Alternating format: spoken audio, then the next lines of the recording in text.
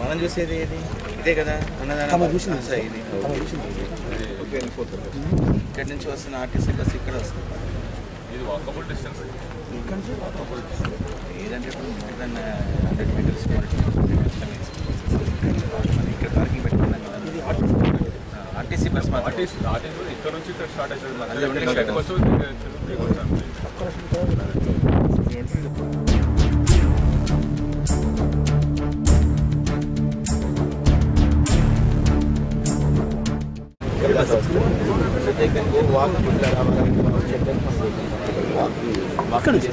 ఇట్లా ఇస్తే మనకి బాసర్ రోడ్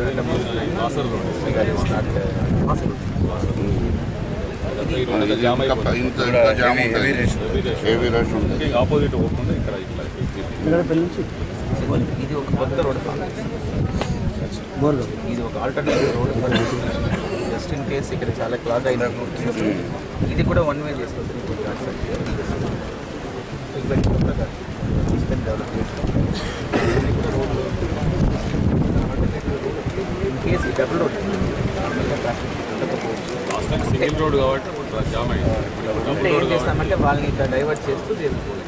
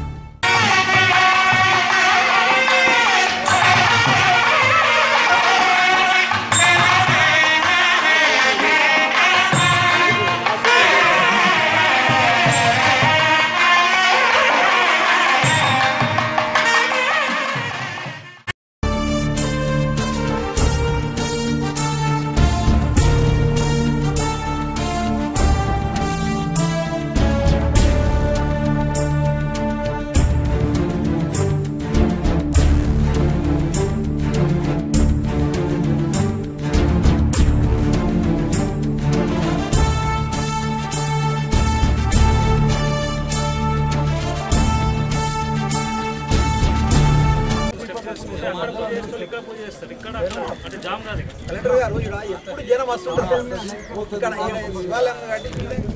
కార్యక్రమాలు అదే ఎప్పుడు వస్తారనేది వడవరద కోరేడు.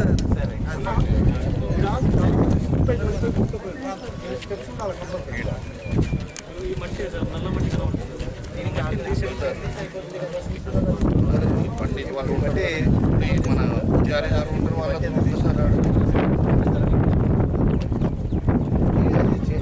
చీరలకు కూడా ఉంటే బాగుంటుంది. మంచి మంచి వర్షం పడితే మనకి ఇబ్బంది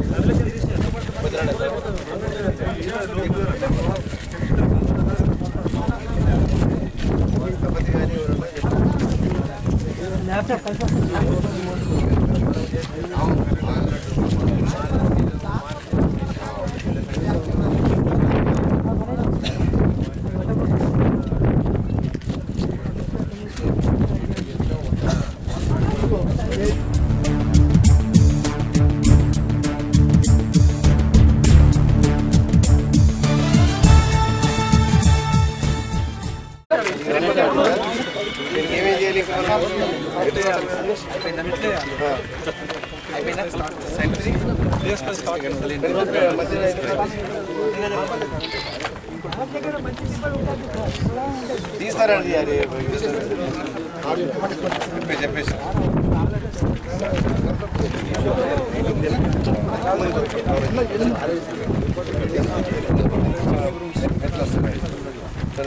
షోర్ పాత షోర్ పెడుతున్నారు, అన్ని దాంట్లో పెడుతున్నారు. పట్ల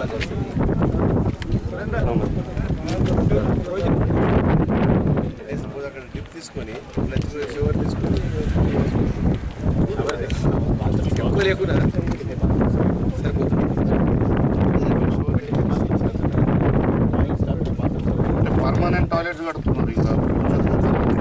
ఇంకా తీసుకున్న తర్వాత బయట వచ్చి స్నానం చేసి ఓపెన్ షవర్స్ వేరే పెద్ద పెద్ద ఘాట్లలో షవర్ పెడుతున్నారు.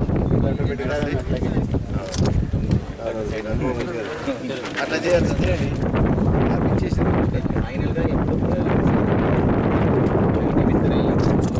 ఫైనల్గా ఎప్పుడు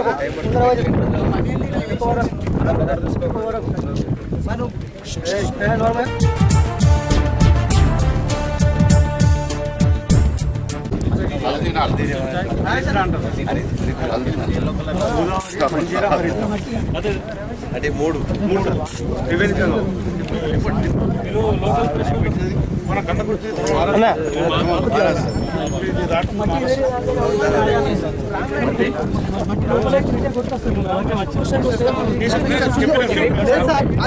అది మొత్తం మెరుగు చేస్తున్నారా మళ్ళీ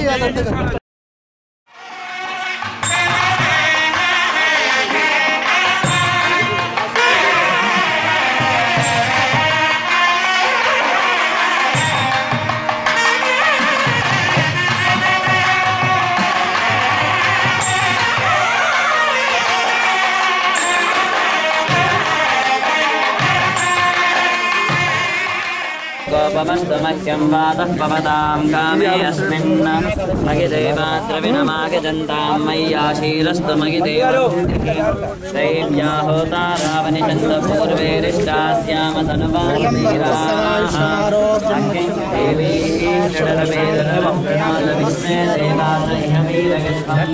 माहामहिस्रजगामातनोभिर्मानसामन्विषते मोहनस्य कस्पतिर्देवकौरिदारमभिमादिशाकम् इमं यज्ञवश्विन्देवात्मान्तगजमानन्यस्मात्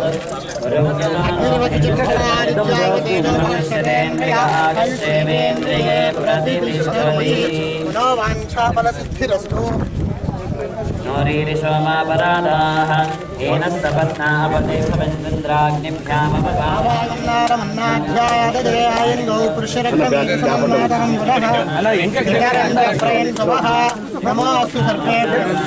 इधर आओ इधर तो कोई भी नहीं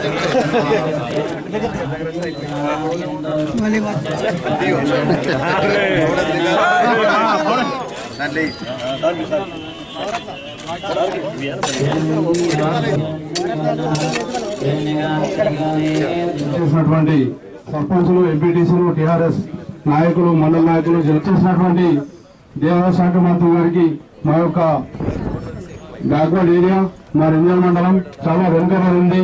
రోజుల్లో మేము చాలా వెనుకబడుతూ గురైనాం కాబట్టి దయచేసి మా మండలిని దృష్టిలో ఉంచుకొని మా యొక్క మండలి అభివృద్ధి ప్రధాన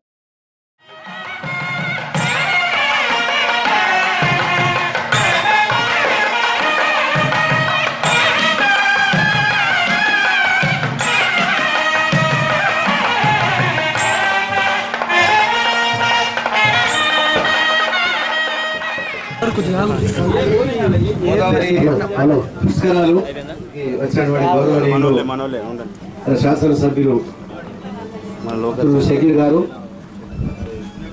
మన జిల్లా జాయింట్ కలెక్టర్ గారు, ఆర్డీఓ గారు, అదేవిధంగా ఇతర అధికారులు, జెడ్పీటీసీలు, ఎంపీపీలు, సర్పంచులు, ఎంపీటీసీలు, మరి ఇతర గ్రామాలకు చెందినటువంటి నాయకులు, ప్రజాప్రతినిధులు, పత్రికా విలేకరులు అందరికీ కూడా హృదయపూర్వకంగా నమస్కారం. జై తెలంగాణ. సంబంధించి మహారాష్ట్ర నుంచి గోదావరి నది ప్రవహించిన తర్వాత మొట్టమొదటిగా మనం త్రివేణి సంగమం ఇక్కడికి నీళ్ళు ఇక్కడ గోదావరిలో కలుస్తాయి కాబట్టి గోదావరి ఇక్కడ కలుస్తుంది. దీనివల్ల మొదటి ఘాట్ ఇక్కడే కందకుర్తినే మొదలవుతుంది. ఈ గోదావరి పుష్కరాల్లో నిజామాబాద్ జిల్లా కందకుర్తి నుంచి మొదలై ఆదిలాబాద్, కరీంనగర్, వరంగల్, ఖమ్మం, భద్రాచలం వరకు 480 కిలోమీటర్లు గోదావరి నది ప్రవహిస్తుంది. మరి దానికి ఎందరో మంది ఇవాళ పుణ్యస్నానాల కోసం ఎక్కడెక్కడ నుంచో ఛత్తీస్గఢ్, మధ్యప్రదేశ్, మహారాష్ట్ర, కర్ణాటక, ఆంధ్రప్రదేశ్, తమిళనాడు అన్ని ప్రాంతాలకు వెళ్లి ఈ పుణ్యస్నానం ఆచరించడానికి రావడం జరుగుతుంది.